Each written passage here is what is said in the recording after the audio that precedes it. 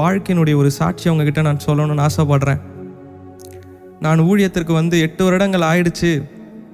அப்போ கோவிட் சமயத்தில் பார்த்தீங்கன்னா வேலை இல்லை. நான் வேலையை விட்டுட்டு தான் நான் ஊழியத்துக்கு வந்தேன். அப்போது இந்த கோவிட் சமயத்தில் ஊழியங்கள் எங்கேயுமே நடைபெறலை, எந்த ஒரு ஊழியமும் ஏறெடுக்கப்படலை, சர்ச்லாம் மூடிடுச்சு. அப்போது என்னுடைய தேவைகள், என்னுடைய ஃபினான்ஷியல் நீடு ரொம்ப அதிகமாக இருந்துச்சு. அந்த வயசில் எங்கள் வீட்டில் இருக்கவங்ககிட்ட காசு கேட்கவும் எனக்கு ஒரு மாதிரி சங்கட்டமாக இருந்துச்சு. அப்போ என்ன பண்ணுறதுன்னு தெரில. ரொம்ப இக்கட்டான சூழ்நிலை.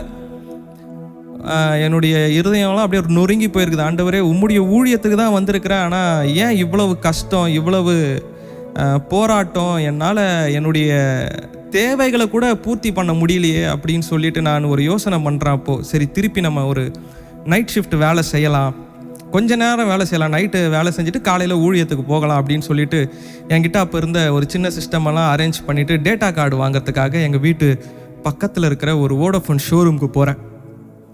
அங்கே போனதுமே எனக்கு டேட்டா கார்டு வேணும் அப்படின்னு சொன்னோன்னா அங்கே இருக்கிற அந்த வோடஃபோன் எம்ப்ளாயி என்கிட்ட கேட்குறாரு, உங்கள் பேர் என்ன சார் அப்படின்னு கேட்குறாரு. அப்போ அவர் சொல்கிறாரு, நான் சொல்கிறேன் என் பேர் இம்மானுவேல் அப்படின்னு தான் சொல்கிறேன்.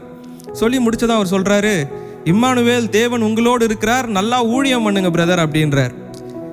எனக்கு அவரை யாருன்னு தெரியாது, அவருக்கும் என்னை யாருன்னு தெரியாது. ஆனால் அவர் என்ன சொல்கிறாருன்னா, இம்மானுவேல் உங்கள் பேர், தேவன் உங்களோடு இருக்கிறார், நீங்கள் நல்லா ஊழியம் பண்ணுங்க. நான் போனதே நொறுங்குண்ட இருதயத்தோடு தான் நான் போயிருக்கிறேன், கவலையோடு தான் போயிருக்கிறேன், துக்கத்தோடு தான் போயிருக்கிறேன். ஏன்னா என்னுடைய தேவைகள் அதிகமாக இருக்குது, அதை என்னால் ஃபுல்ஃபில் பண்ண முடியலை. சரி, ஒரு வேலையை தேடலாம் அப்படின்னு சொல்லிட்டு ஊழியத்தை ஒரு பக்கம் ஒதுக்கி வச்சுட்டு நம்ம இந்த வேலையை நைட்டு செய்யலாம் அப்படின்னு சொல்லிட்டு தான் நான் போனேன். ஆனால் ஆண்டவர் அந்த வோடஃபோனுடைய ஒரு எம்ப்ளாயி மூலமாக என்கிட்ட பேசுகிறார். பார்த்துக்கோங்க, இன்றைக்கி ஆண்டவர் உங்ககிட்ட கூட பேசலாம்.